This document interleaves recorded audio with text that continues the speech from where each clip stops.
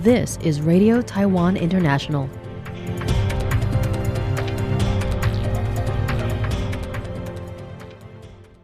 Welcome to the news on Radio Taiwan International. I'm Amber Hatfield, coming to you from Taipei, Taiwan. We begin with a look at today's top stories for Wednesday, July 16th.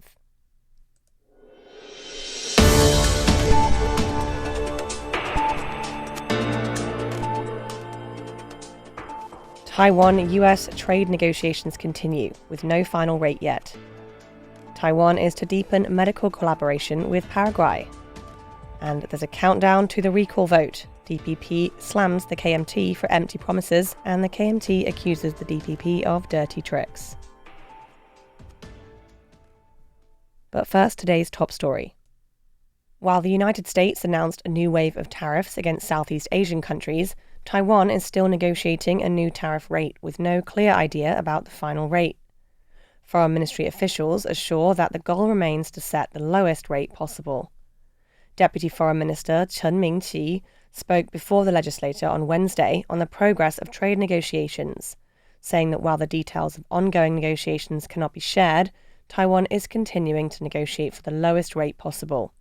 He says he won't make any guesses about the final rate, but believes the trade negotiation team is working from a standpoint of mutual benefit, and that there has been sincerity on both sides. The Deputy Minister did share some of what the team was pushing for. What we can confirm is that we are continuing to negotiate with the United States on the premise of safeguarding national interests, industrial interests, protecting public health, and ensuring food security, with good progress on many of the substantive issues.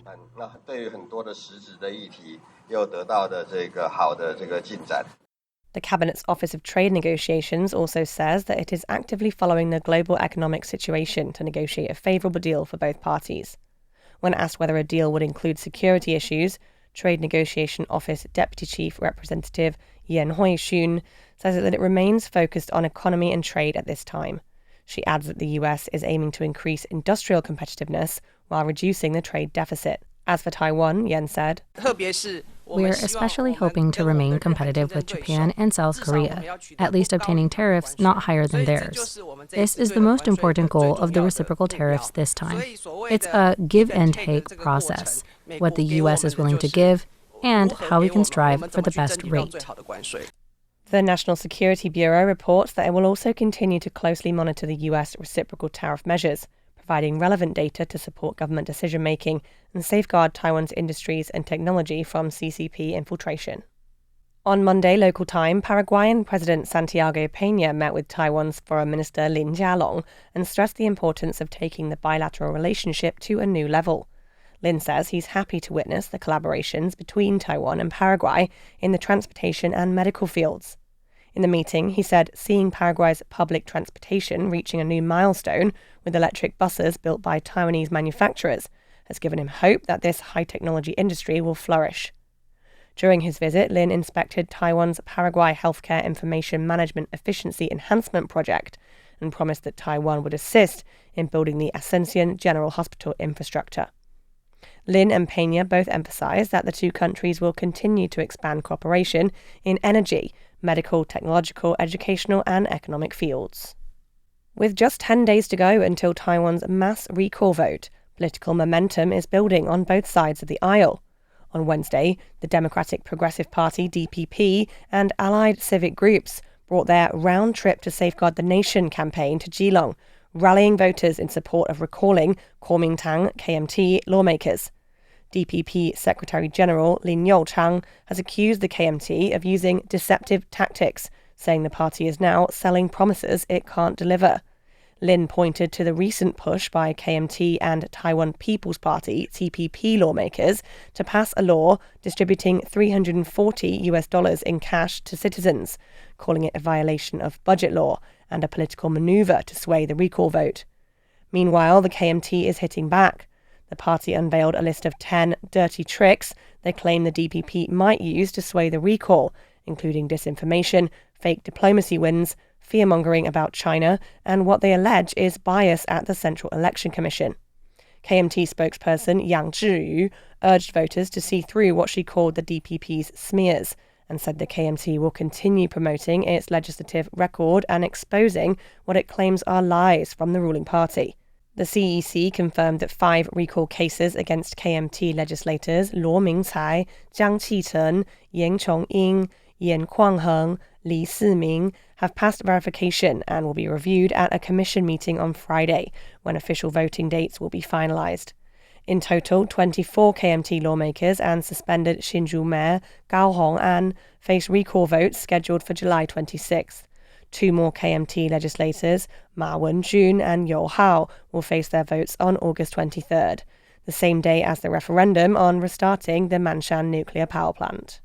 On day 7 of the Hankwang 41 exercise, military police conducted the first ever complete blockade of Wanban Bridge early Tuesday morning, establishing defensive barriers along the riverbank. It is early morning and soldiers target the bridge, firing several shots in succession. Multiple Clouded Leopard armored vehicles advance steadily across the bridge, moving forward to control the area. Military forces are also positioned along the bridge's edge, providing covering fire. The Hankwang 41 exercise continued into the early hours of Tuesday, marking the first time the Wanban Bridge was completely blocked off for military drills. The Wanban Bridge was chosen as a key exercise location because it connects Wanhua and Banqiao districts, directly linking to the presidential office area and the nation's political and economic centers. The exercise focused on bridge defense and stronghold operations, establishing 4 barrier positions, each 120 meters long.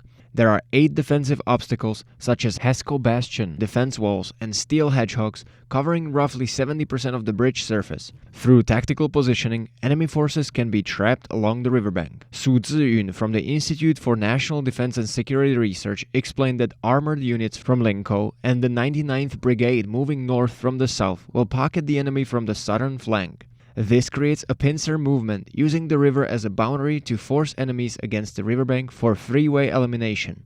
After securing the position, forces must clear the area with firepower. This exercise deploys several Clouded Leopard vehicles equipped with Javelin missiles and Kestrel anti-armor rocket launchers, forming multi-layered defenses. These exercises demonstrate Taiwan's dedication to realistic combat training as China's military threats continue to grow. Phil Eskowski for RTI News. The French government has released an updated version of its National Strategic Review 2025, with multiple references to the Taiwan Strait and China's military activities in the region. The Foreign Ministry responded on Tuesday, saying France's continued attention to cross-strait security demonstrates growing international recognition of the challenges posed by Beijing's military expansion. The 2022 version of the review also warned of China's military ambitions and threat to the status quo in the Taiwan Strait. The new update mentions Taiwan and the Taiwan Strait 6 times, indicating that China's continued expansion of military power is causing tension and instability in the region. Foreign Minister Lin Jialong says he appreciated France's updated review. The ministry reiterated Taiwan's role as an essential part of the Indo-Pacific and pledged to continue working closely with France and other democratic partners to uphold freedom, democracy and regional stability. Deputy Foreign Minister Wu Zhizhong took to Facebook on Monday evening, writing that Taiwan stands united with major democratic nations around the world, saying that this is our shared future. Taipei has moved up to 14th place in the QS Best Student Cities 2026 rankings, a 12-position increase that marks Taiwan's best ever showing in an annual study. The British higher education research firm QS announced the rankings on Tuesday, evaluating 150 cities and regions worldwide. The capital's climb reflects Taiwan's increasing appeal as a study destination, with universities highlighting safety, affordability, and cultural attractions as key advantages. National Taiwan University's Vice President of International Affairs, Professor Yuan Xiaowei, says a friendly and safe environment is important for international students. She says Taipei has a friendly atmosphere and strong public safety compared to other major cities globally. Other Taiwanese cities listed include Hsinchu, Tainan, Taichung, and Taoyuan. Among 39 cities, Taipei ranked 6th, behind Seoul, Tokyo, Singapore, Kuala Lumpur, and Beijing. Seoul claimed the top spot globally, while London dropped from 1st to 3rd place, mainly due to lower affordability. The QS Best Student Cities rankings are based on factors such as desirability, affordability, student diversity, employer activity, university rankings, and student feedback. Thanks for joining me for the news. I'm Amber Hatfield. Stay tuned for another 50 minutes of English language features brought to you by Radio Taiwan International.